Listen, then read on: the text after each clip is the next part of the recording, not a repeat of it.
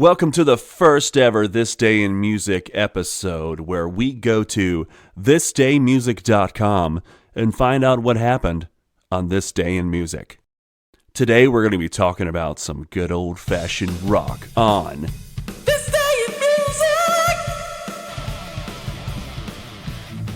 Let's kick it off with January 24th in 1967. Pink Floyd spent the second of 3 days recording the Syd Barrett songs Arnold Layne and Candy and a Currant Bun at Sound Techniques Studio in Chelsea, London. Candy and a Currant Bun was first known as Let's Roll Another One and contained the line, I'm high, don't try to spoil my fun. But it was decided that Syd Barrett should rewrite it without the drug references. Probably a good idea there, Pink Floyd. This Day in Music! 1968. German singer Michael Kiske, best known as the lead vocalist for German power metal band Helloween, was born. 1970, Led Zeppelin appeared at Leeds University, Leeds, England, if there is any other.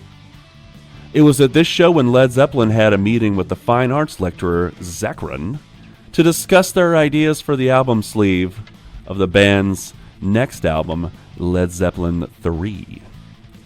Zachron, born Richard Drew, had studied at Kingston College of Art with members of the Yardbirds. Let's jump to 1980 and talk about Pink Floyd some more. This Day in Music! A billboard was erected on Sunset Strip, West Hollywood, California, to promote Pink Floyd's new album, The Wall. A blank wall was posted up, and each day a brick was removed. They put that in quotes. Removed to slowly reveal the inside spread and the title of their album. We don't need no education. Am I right? 1992. Nirvana played their first ever show in Australia. Put another shrimp on that body! In Sydney. Also on the bill was Tumbleweed and the Meanies.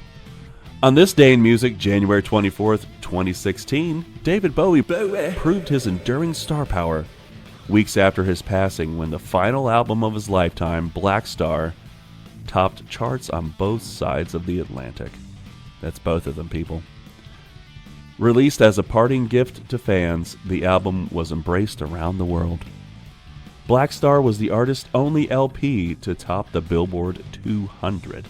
And it hit number 1 in more than 20 territories, becoming the 5th best-selling album of the year. Ground control to number 5. That's all some very interesting stuff. Let's camp out on one of these bands for a minute. Let's talk about Pink Floyd. I tell you, growing up, listening to my parents' music collection, my dad had some Pink Floyd records, and I was hooked. Very much like I did listening to the Jaws soundtrack. We're going to need a bigger boat. I used to sit in front of my dad's stereo, turn the lights off in the room, turn on the lava lamp. Groovy, baby. Put on the headphones and listen to either Dark Side of the Moon or The Wall. Now, of course, Pink Floyd has a discography or a recordography, or whatever you want to call it, far beyond those two records. But for me, that's what got me hooked. If you look at their earlier stuff, it's very of the era. The Piper at the Gates of Dawn. Then you look at Saucer Full of Secrets. Secret Saucer. Uma Guma. What are these titles? We don't know. Obscured by the Clouds. Look at those bloody clouds, eh? Definitely think there was some LSD involved Lucy in some of this in the creative sky. process. Then you get into the 70s, you've got Dark Side of the Moon. Who turned off the lights? Wish You Were Here. Do you really, though? Fantastic record. Animals. Fantastic record. The Wall. So yeah. Oh my gosh. Thought ya. About the time that I got into Pink Floyd was the mid-90s when The Division Bell came out. And what's funny is at that time I didn't really know most of the other records existed. So to me, there wasn't anything between the wall and the division bell. So I was like, oh my gosh, Pink Floyd has a new album coming out. They haven't put an album out in forever. Division Bell 1994. To be fair, Momentary Lapse of Reason 87. That's a significant timeline coming from a lot of prolific record creation prior to that.